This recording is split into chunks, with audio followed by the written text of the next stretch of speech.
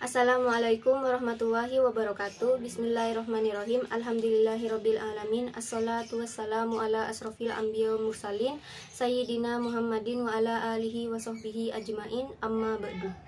Yang terhormat Bapak Moholid Wardi, MHI, selaku dosen pengampu dari mata kuliah ini, perkenalkan saya Putri Diana Listia dengan NIM 20383022147 dari Prodi Perbankan Syariah kelas D, Fakultas Ekonomi dan Bisnis Islam IAIN Madura.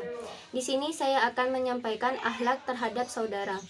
Seorang mukmin terhadap mukmin yang lainnya seperti bangunan yang saling mengokohkan satu dengan yang lain. Hadis riwayat Bukhari Muslim. Meski Rasulullah SAW berkali-kali mengingatkan umatnya tentang arti persaudaraan, namun tetap saja di antara kita saling menyakiti, saling merendahkan, dan saling menjatuhkan satu sama yang lain. Simaklah nasihat Rasulullah SAW sekali lagi. Sesungguhnya orang-orang mukmin itu bersaudara. Karena itu, damaikanlah antara kedua saudaramu yang berselisih dan bertakwalah kepada Allah agar kamu mendapatkan rahmat. Quran Surah Al-Hujurat ayat 10. Dalam hadis yang lain, Rasulullah SAW bersabda, perumpamaan mukmin dalam hal saling mencintai dan berkasih sayang adalah ibarat satu tubuh. Apabila satu organnya merasakan sakit, maka seluruh tubuhnya turut merasakan hal yang sama, sulit tidur dan merasakan demam. Hadis riwayat Muslim. Dalam persahabatan, perselisihan karena berbeda pendapat dan ijtihad itu adalah hal yang biasa, namun tidak serta-merta jalinan ukhuwah dan silaturahim menjadi putus. Dan berpegang teguhlah kamu semua pada tali agama Allah, dan janganlah kamu bercerai-berai, dan ingatlah nikmat Allah kepadamu ketika kamu dahulu di masa jahiliyah bermusuhan, lalu Allah mempersatukan hatimu sehingga dengan karunia-Nya kamu menjadi bersaudara. Quran Surah Ali Imran ayat 103. Perselisihan dan pertengkaran di antara kaum muslim adalah akibat tidak menjadikan Al-Quran sebagai petunjuk. Selama ini kita merasa diri sudah beriman, paling saleh, dan merasa sudah menjalankan sunnahnya. Sementara ia tidak menyadari dirinya telah merendahkan martabatnya terhadap sesama muslim, selalu berprasangka tidak baik dan menggunjing keburukannya. 1. Menutup aib saudaranya. Sesama saudara muslim bukanlah rival, namun Islam mengajarkan untuk berlomba-lomba dalam kebaikan. Fastabikul khairat.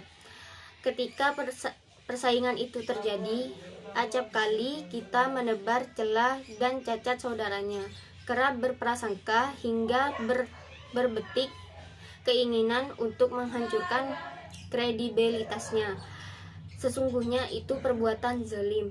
Bukanlah Allah berfirman dalam Al-Quran, janganlah kamu saling mencela satu sama lain, dan janganlah saling memanggil dengan gelar-gelar yang buruk.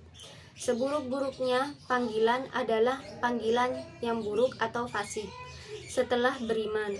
Dan barang siapa tidak bertobat, maka mereka itulah orang-orang yang zalim. Wahai orang-orang beriman, jauhilah banyak dari prasangka. Sesungguhnya sebagian prasangka itu dosa, dan janganlah kamu mencari kesalahan orang lain, dan janganlah ada di antara kamu yang menggunjing sebagian yang lain. Apakah ada di antara kamu yang suka memakan daging saudaranya yang sudah mati? Tentu kamu merasa jijik, dan bertakwalah kepada Allah. Sungguh Allah Maha Penerima Tobat, Maha Penyayang. Quran Surah Al-Hujurat ayat 11-12.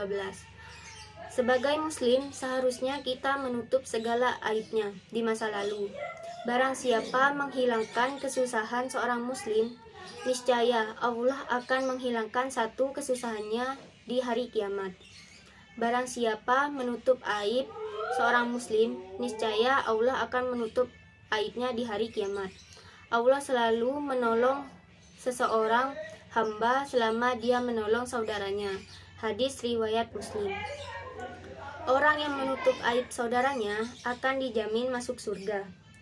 Seperti sabda Rasulullah SAW, tidaklah seorang melihat aib saudaranya lalu dia menutupinya, kecuali dia akan masuk surga. Hadis riwayat Tabrani.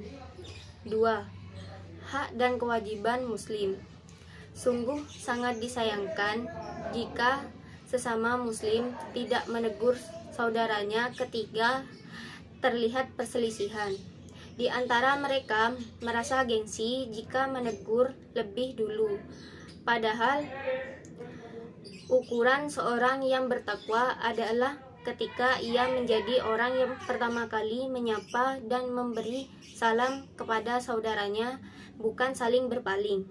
Rasulullah SAW mengingatkan tidak halal bagi seorang muslim tidak bertegur sapa dengan saudaranya lebih dari 3 hari 3 malam, yaitu mereka bertemu lalu yang ini berpaling dan yang itu berpaling. Tetapi orang yang paling baik adalah yang paling dahulu memberi salam. Hadis riwayat Muslim. 3. Mendamaikan perselisihan. Perselisihan yang terjadi dalam pergaulan, persahabatan, dan pergerakan tidak boleh dibiarkan terus berlangsung. Apabila terjadi perselisihan, maka harus ada pihak yang mau menengahi atau mendamaikan secara adil, sehingga kedua belah pihak yang berselisih dan bertikai dapat kembali berdampingan. Terjadinya konflik dan berbagai pertentangan hingga terjadi permusuhan di antara sesama kaum muslimin adalah karena di antara mereka tidak memiliki keikhlasan atau keikhlasannya telah hilang dari dirinya. 4. Memaafkan saudaranya. Sesungguhnya Rasulullah SAW bersabda, ada 3 hal yang jika dimiliki seseorang ia akan mendapatkan pemeliharaan Allah dan akan dipenuhi dengan rahmatnya, dan Allah akan senantiasa memasukkannya ke dalam lingkungan hamba-hamba yang mendapat cintanya, yaitu seseorang yang selalu bersyukur ketika Allah memberi nikmat, seseorang yang mampu meluapkan amarahnya tetapi dia memberi maaf atas kesalahan orang, dan seseorang yang apabila marah dia menghentikan amarahnya. Hadis riwayat Hakim. Memaafkan kesalahan saudaranya adalah salah satu dari akhlak yang utama, seperti halnya pesan Nabi Muhammad SAW kepada sahabatnya, ya Uqbah, maukah kuberitahukan tentang akhlak penghuni dunia dan akhirat yang paling utama, yaitu menyambung silaturahim terhadap orang yang memutuskan hubungan denganmu, memberi orang yang menahan pemberiannya kepadamu, dan memaafkan orang yang pernah menganiayamu. Hadis riwayat Hakim. Sekian dari saya. Wassalamualaikum warahmatullahi wabarakatuh.